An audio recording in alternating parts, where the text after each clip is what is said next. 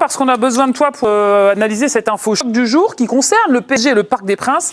Julien, le président, s'est exprimé aujourd'hui. Oui, sortie fracassante de Nasser Al-Khelaifi qui a remis pièce dans le feuilleton du Parc des Princes en marge du congrès de l'UEFA. Le président du PSG a répondu à Anne Hidalgo qui est fermée à l'idée de vendre le parc. Regardez ce qu'il a déclaré. C'est trop facile de dire maintenant que le stade n'est plus à vendre. On sait ce qu'on veut, on a gâché des années à vouloir acheter le parc, c'est fini maintenant. On veut bouger du parc. Un rendez-vous d'urgence est prévu aujourd'hui pour avancer la construction d'une nouvelle enceinte selon les informations de Loïc Tanzi que vous pouvez lire sur le site L'Équipe. Le PSG va mettre un terme à tous les travaux de développement du parc pour se concentrer sur un déménagement que la direction estime forcé. Alors, vos réactions, pas forcément de questions sur ce sujet, mais est-ce que c'était logique, que vous attendiez? Là, on envisage de construire. Ta première réaction, là, Pierre? Ma première réaction, ça a été de dire « Oh là là, c'est dommage, le Parc des Princes, c'est le PSG, blablabla, blablabla. » Et en fait, je réfléchis un petit peu et je me dis « Mais quelle est la problématique à ce que Nasser Al-Khelaifi et le PSG aient un peu plus d'ambition ?» On connaît leurs difficultés justement par rapport aux invités et à la façon d'accueillir les gens au Parc des Princes qui n'est pas suffisante forcément. Je me suis rappelé de Tottenham qui avait fait un stade qui était complètement dingue et qui est fantastique et tout le monde adore y aller. L'histoire c'est bien, mais c'est pas mettre revers de main tout ce qui s'est passé au PSG d'essayer de construire un nouveau stade. Qui plus est, en plus, quand la mairie veut pas faire d'efforts pour lui vendre le stade. Donc, enfin, vous m'arrêtez si je me trompe, mais si la mairie vend le stade PSG, il appartient pas au Qatar, il appartient toujours au PSG. Donc à partir de ce moment-là, si jamais le Qatar s'en va un peu, je pense que ça fait partie d'un actif pour le club, comme ce qu'a fait Lyon avec le Groupama Stadium et la suite. Donc moi, j'ai un peu de mal à comprendre qu'on veuille pas au moins se projeter sur l'idée. Parce qu'en fait, Nasser, sinon, il est coincé, il peut rien faire. Et comment faire grandir le club quand tu restes à, je crois qu'il a 40 000 47. Est-ce qu'il y en a qui sont révoltés ici que le PSG doive quitter le Parc des Princes? Révolté, peut-être pas, mais en tout cas, moi, j'aime bien quand ça reste dans des stades comme ça. Le Parc des Princes, c'est pas rien quand même. On sait que c'est plutôt bien situé aussi, que ça va être le problème. Où sera le prochain stade du PSG? Donc voilà, on voit que par exemple, quand il faut aller au Stade de France et tout, ça peut être compliqué pour beaucoup de monde. Donc ça a beaucoup compté. Et puis quand on se met du côté des supporters, je pense qu'aiment le club, forcément, ça leur fait mal de pouvoir peut-être mais tu peux pas en voir au président. Ah, c'est le truc. Là, il y a eu énormément de coups de pression depuis un moment de Nasser. On l'a vu avec le Stade de France, de différents projets. Il a essayé, t'as l'impression, jusqu'au bout de faire bouger les choses. De l'autre côté, c'est inflexible. À un moment donné, il dit c'est fini, ok, peut-être le point de non-retour. Et on va aller voir ailleurs. Mais moi, je pense que cette histoire, elle est peut-être pas complètement finie parce que maintenant, devant le fait accompli en face, ce que j'allais dire, là, c'est un vrai coup de pression. On va voir si ça va. Moi, je pense que ça peut décanter les choses, justement. Bruce évoquait les différents coups de pression de Nasser El-Khelaifi dans le dossier. On est remonté jusqu'à mai 2012. C'est la première attaque du président parisien qui voulait raser le Parc des Princes à l'époque pour reconstruire un stade de 60 000 places. Mais la mairie refuse car cela empêcherait que le stade soit prêt pour l'Euro 2016, plutôt logique. En mai 2013, Nasser El-Khelaifi est toujours un stade de 60 000 places, mais annonce que le PSG s'activera après l'Euro 2016. Alors on passe en novembre 2022 maintenant. Le PSG propose 40 millions pour le parc quand la mairie en réclame 350. En mars 2023, le PSG annonce se positionner sur le Stade de France. La mairie de Paris qualifie bien de ridicule l'offre formulée par le PSG un mois plus tard. Et puis ça s'est accéléré notamment début d'année 2024. Ça rentre plus. Ça fait mal aux yeux.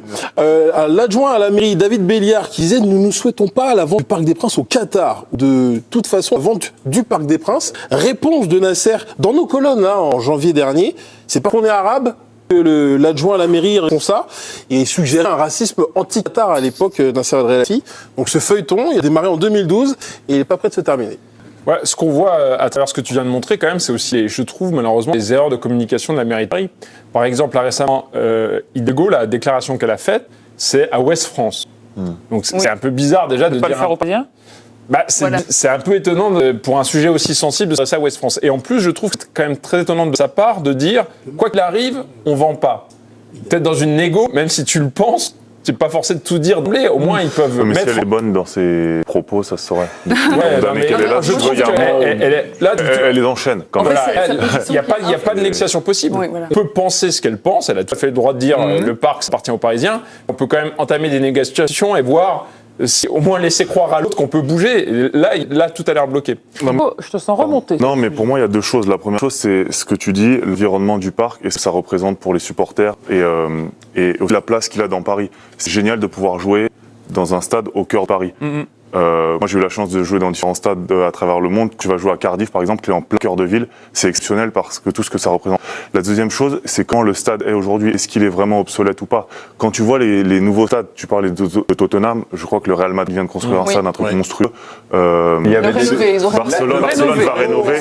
C'est une étape qui est obligatoire. Non, mais oui, mais il faut qu'ils puissent le faire. C'est-à-dire qu'il faut qu'ils puissent monter les tribunes, il faut que ça puisse monter à 60, 70. Et sans compter déjà ce qu'ils ont fait. Il faut, voilà, et c'est ce que c'était déjà ce qu'ils ont fait. Il faut que les hospitalisés soient d'un niveau supérieur. Et quand tu vois le stade aux États-Unis, tu te rends compte que tout est fait pour le client, en fait.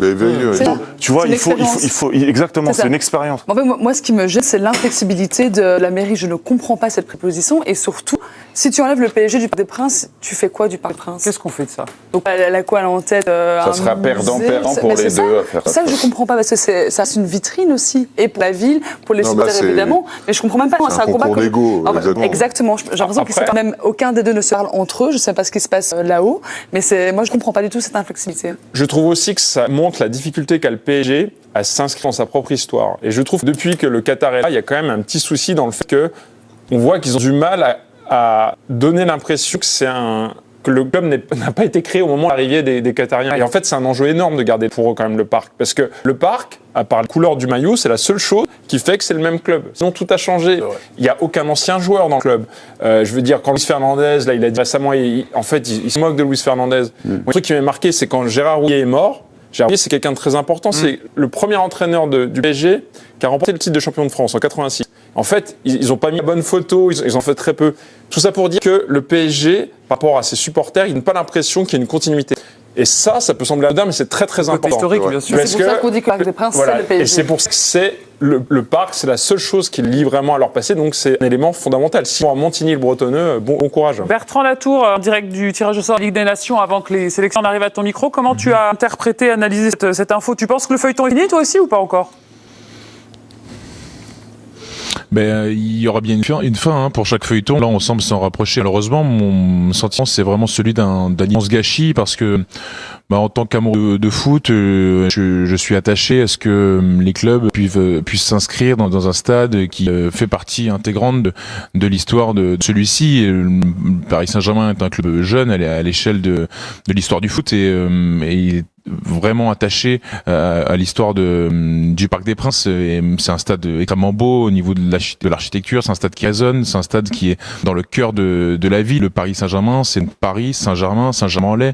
Le Paris Saint-Germain n'a plus son centre d'entraînement puisqu'ils ont déménagé pour aller à Poissy, donc de Paris Saint-Germain n'existe plus et il y a la possibilité que Paris n'existe plus non plus, et donc c'est déjà un non-sens dans une histoire, et Pierre-Etienne vient de le rappeler, où déjà on a parfois des difficultés cernés à bien se rendre compte dans quelle mesure ceux qui détiennent le club sont vraiment attachés à cette histoire-là.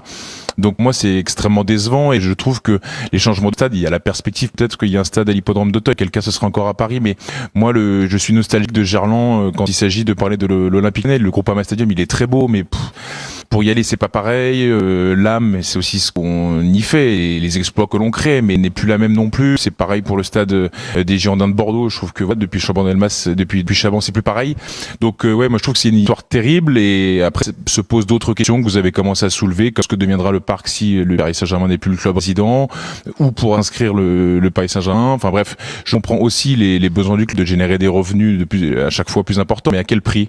Donc mon sentiment, c'est vraiment celui d'un gâchis énorme. Ça n'est pas aussi romantique, c'est nostalgique, Bertrand. Non, mais je souscris complètement ce que dit Bertrand, mais le truc, c'est que là, t'arrives à un plafond de verre si jamais t'as pas un nouveau stade, en fait, que tu franchiras jamais. C'est la problématique, elle est là. Et moi, je veux bien... Nasser Al-Khelaifi, pour moi, il essaye de faire grandir ce club, et le stade est une étape obligatoire. Si reste au Parc des Princes, évidemment que toute la France et tous les supporters parisiens seront contents, mais il faut que la mairie lui l'autorise le fait de pouvoir partir dans avec une vision plus ambitieuse, quoi. C'est normal. Et on termine ce Nasser Al-Khelaifi annonce le départ du PSG du Parc des Princes. La récente déclaration publique d'Anne Hidalgo concernant le Parc des Princes a provoqué un revirement majeur au sein du PSG. Son président vient d'annoncer que les rouges et bleus vont quitter leur antre emblématique. Je le répète, une bonne fois pour toutes, il n'y aura pas de vente du Parc des Princes. Il y a 2 jours, la maire de Paris, Anne Hidalgo, a réaffirmé publiquement dans les colonnes de Ouest France que le dossier potentiel de vente du Parc des Princes aux propriétaires qataris du Paris Saint-Germain était définitivement clos. Ces propos ont déclenché une déclaration encore plus audacieuse de Nasser Al-Khelaifi. Présent à Paris dans le cadre de l'organisation du congrès de l'UEFA, le président des Rouges et Bleus a fait une annonce fracassante. C'est trop facile de dire maintenant que le stade n'est plus à vendre. On sait ce que l'on veut, on a gâché des années à vouloir acheter le parc. C'est fini maintenant. On veut bouger du parc, a-t-il déclaré, des propos relayés par France Info et RMC Sport. Bluff ou réalité? S'agit-il d'une réelle volonté du club de déménager, à l'instar d'autres grands d'Europe par le passé, Bayern Munich, Juventus par exemple, ou d'un dernier coup de bluff pour inciter la mairie de Paris à réviser sa position sur la vente? Personne ne le sait pour le moment. Une certitude. Si la décision des Qataris de rechercher un nouvel emplacement pour construire un stade ultramoderne se confirme, les supporters parisiens, profondément attachés au parc, ne manqueront pas de réagir. Cette déclaration médiatique souligne une fois de plus que les relations entre le PSG et la mairie de la capitale sont au plus bas. Ces derniers mois, les échanges par médias interposés entre les 2 parties n'ont cessé. Bien que les 2 camps aient été campés sur leur position, la déclaration de NAK ne sera probablement pas sans conséquences.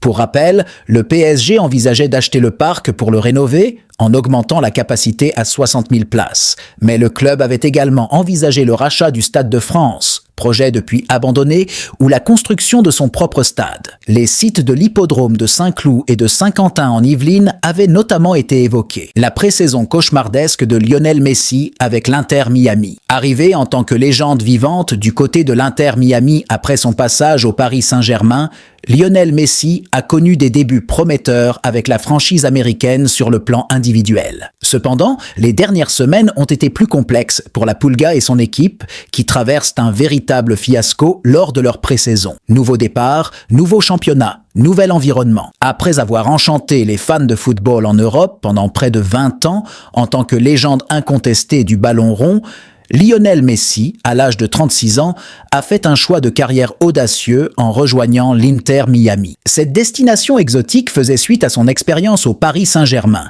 et était motivée par plusieurs facteurs. Outre le confort de vie, un salaire avantageux et des avantages attrayants, l'attaquant argentin représentait également un coup de projecteur majeur pour la Major League Soccer, le championnat local, auquel il devait contribuer au développement. En signant un contrat jusqu'en décembre 2025, il s'engageait dans une aventure assez étendue, couvrant 2 années et demie. Une adaptation parfaite à la MLS. Les débuts de la Pulga ont été encourageants, disputant 14 matchs officiels pour 11 buts et 5 passes décisives. Bien que cela n'ait pas permis à son équipe de se qualifier pour les séries éliminatoires de la Major League Soccer, il a remporté la Leagues Cup, un tournoi impliquant les équipes des 3 pays nord-américains, Canada, États-Unis et Mexique. Sacré avec un 8e ballon d'or, Lionel Messi connaît un réel épanouissement en Floride, comme il l'avait exprimé en novembre dernier. « Je me sens bien. J'ai toujours dit que je ne pensais pas à l'avenir. J'avance au jour le jour. Je vais avoir quelques mois de vacances. Cela ne m'est jamais arrivé dans ma carrière d'être arrêté aussi longtemps. Je reprendrai l'entraînement en janvier pour me remettre en forme durant la pré-saison afin d'atteindre les objectifs que nous avons ici au club, mais aussi pour préparer la Copa América.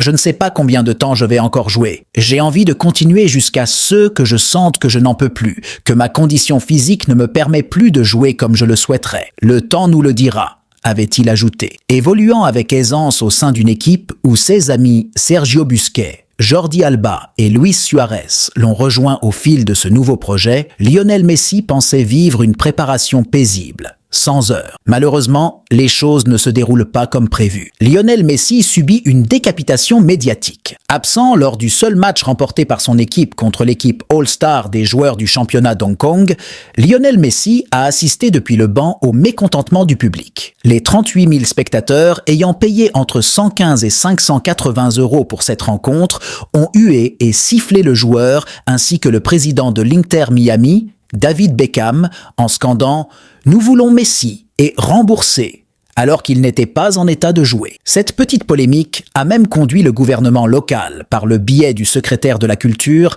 à menacer l'organisateur de l'événement Tatler Asia de lui retirer ses subventions publiques.